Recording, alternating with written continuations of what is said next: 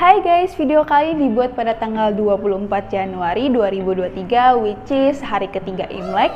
Dan hari ini aku mau lanjutin tentang WHV. Kemarin kan aku udah bahas tentang SDU WHV, dan yang pertama kita butuhkan tuh IELTS.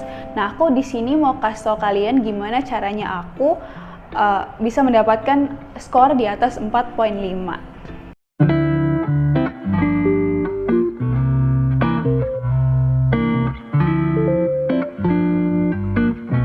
Jadi kita flashback dulu ya. Waktu itu aku pengen daftar IELTS langsung di IDP. Tapi karena aku pikir, 3 juta, aku kan masih ragu-ragu karena Inggris aku tuh bisa dibilang masih super basic gitu lah ya.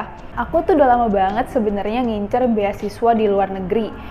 Tapi belum kesampaian aja gitu loh. Jadi aku dari dulu udah follow yang namanya Scooters. Entah kenapa pas aku nggak sengaja lihat story-nya Scooters, aku lihat kalau mereka tuh ada promo bayar IELTS 3 juta, free a course 10 jam. Dan aku pikir itu cukup worth it sih. By the way, aku ambil 10 jam itu aku selesaikan course-nya dalam waktu 1 bulan, kemudian aku langsung tes IELTS di IDP Kebun Jeruk. Tapi apakah cukup cuman dari les 10 jam itu? Tentu aja enggak teman-teman, tentu kita harus belajar juga dari sumber-sumber yang lain. Salah satunya aku biasanya belajar reading dari IELTS Cambridge ini. Dan ini for academic and general training, cuman waktu itu aku IELTS-nya ambil general training. Lewat buku ini, aku lebih banyak belajar reading. Nah, kalau misal untuk listening, aku biasa dengar soal yang ada di YouTube, itu biasa random kok, kalian bisa tulis aja kayak listening for IELTS. Jadi biasa muncul kayak ada soal, nanti kalian tinggal dengerin mereka ngomong apa dan kita jawab pertanyaannya. Kemudian untuk speaking, kalian juga bisa dengar dari orang-orang yang band skornya 8 atau 9. Kalau misalnya menurut kalian itu terlalu expert, maybe kalian bisa kayak aku dengerin 7, 6, 5 sekitar situ, dan menurut aku itu udah cukup banget. Dan gimana untuk writing? Nah, untuk writing tuh aku biasa lebih manfaatin ke course aku gitu loh. Karena kan kita kan buat kata-kata tuh. Nah, biasanya miss aku yang periksa kata-katanya kira-kira begini oke gak. Dan di khusus writing itu kita harus lebih menguasai conjunction atau kata hubung.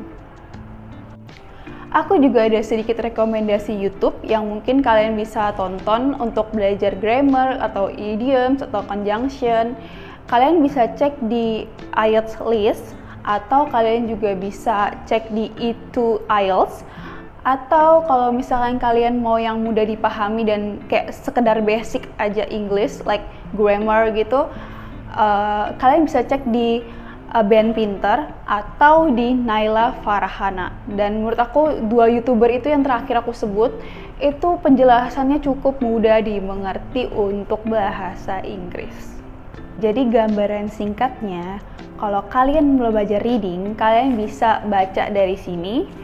Untuk reading biasanya ada true, false, not given, ada yes, no, not given, atau ABCD atau isian biasa, atau blank di tengah-tengah kalimat. Ada juga yang misalkan kayak menghubungkan gitu, kayak misalkan ada satu kalimat, ini tuh bagian apa, A, B, C, D, pokoknya sampai F or G gitu, I don't know, but itu tergantung balik lagi ke soal masing-masing. Untuk listening, kalian bisa belajar dari YouTube karena di YouTube tuh banyak banget soal IELTS yang beragam. Kalian bisa coba dengerin pelan-pelan semua, diulang gitu. Dan itu menurut aku juga cukup berguna kok untuk mengasah listening kalian.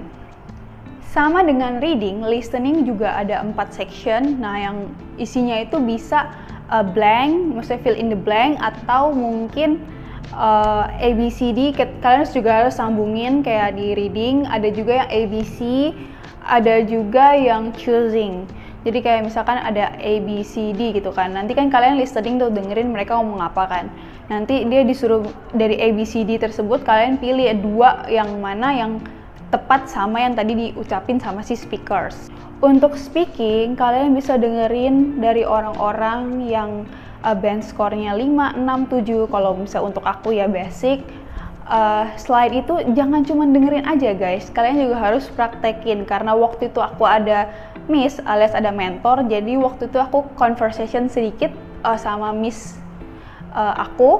Dan ya memang sih kita karena ngobrol sesama orang Indonesia, pasti kalau kita nggak tahu kita kayak ya gitu miss atau mikirnya lama gitu kan. Ya nggak apa-apa sih sebenarnya guys, jadi kan mereka tuh bakal, maksudnya miss aku tuh atau mentor itu tuh bakal kasih tau kalian kata-kata apa yang mungkin kalian ucapkan gitu. Jujurly, aku dapat pertanyaan yang sama persis kayak di YouTube, tapi emang cuman section 1-nya aja. Simpelnya section 1 itu tentang diri kita, pokoknya kayak daily life gitu yang sehari-hari kita. Terus yang section 2 itu dia describe something, entah dia mau tentang pekerjaan atau tentang apa, pokoknya itu termasuk kategori general juga, dan kita harus ngomong selama kurang lebih 1 menit. Ya pokoknya nanti dikasih timer, nanti dia bakal stop kalau kita ngomongnya kepanjangan. Jadi kalau bisa usahain jangan banyak AO gitu. Dan untuk yang ketiga, kalian itu ditanya mengenai hal-hal yang general atau umum yang mungkin sebenarnya mungkin kita nggak tahu, tapi kita harus berusaha untuk menjawabnya kayak gitu. Kalau aku ditanya tentang sport, aku pasti sebenarnya nggak tahu gitu kan. Cuman ya sebisa mungkin kalian gunakan semua yang ada di otak kalian untuk menjawab pertanyaan tersebut.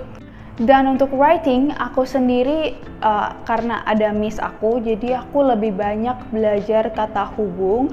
Seperti misalkan kayak I want to eat but, misalkan biar nggak jadi titik gitu loh. Dan di writing itu kan ada 2 section. Yang pertama kan kalau untuk general training ya guys, jadi yang pertama section 1 itu dia itu adalah menulis surat, antara surat formal, informal, atau semi formal.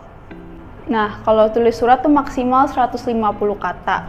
Kalau misalkan untuk section 2, dia itu lebih ke kayak esai gitu sih.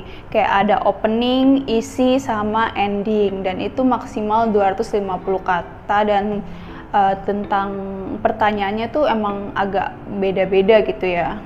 Anyway, for your information, untuk writing academic biasanya soalnya itu kayak dikasih grafik, tabel, atau ya pokoknya sesuatu yang akademik gitu. Kalau misalkan kita kan general training, biasanya kita lebih ke bikin surat, dan itu udah fix bikin surat.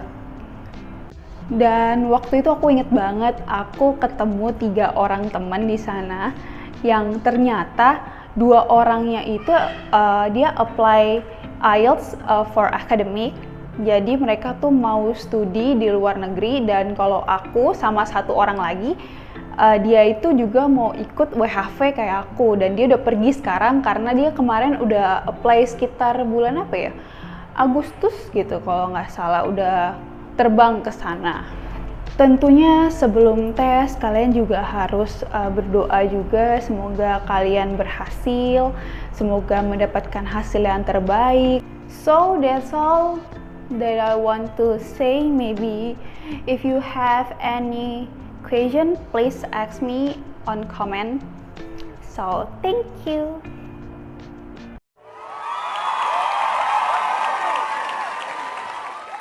True not given or false, true false not given. Nah, pertama yang section 1 itu menurut aku I'm talking about IELTS. Jadi selain enggak deh.